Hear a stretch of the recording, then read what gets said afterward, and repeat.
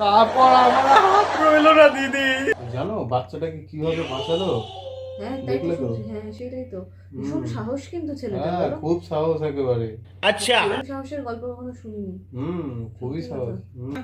ওটাও কোনো সাহসিকতার গল্প হলো? আমার সাহসিকতার গল্প তোমরা শুনেছো? দেখো দেখেছো কি বলছো, দেখো আমার সালা দেখো। সেটাই তো শুনছি, ওর মনে ভীষণ সাহস। বিশাল স্যার। বল দেখি, তুই বল তোর সাহসের কত গল্প আছে শুনি। বল দেখি বল।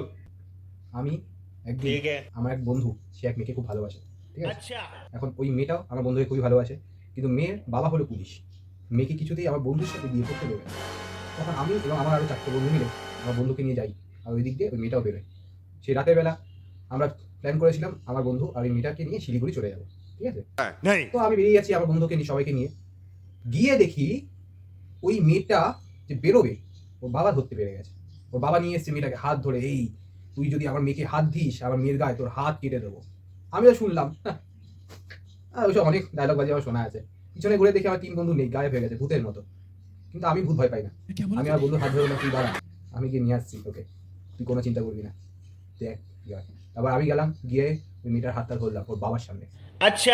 দেখেছো সালার কেমন সাহস। তাই তো দেখছি, সত্যি তুই অনেক মহান কাজ করেছিস রে। হ্যাঁ অনেক সাহসের পরিচয় দিয়েছিস।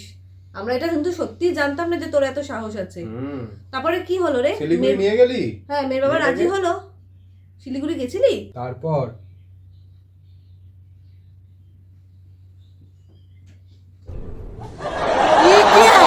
হাত রইলো না দিদি, হাত রইলো না।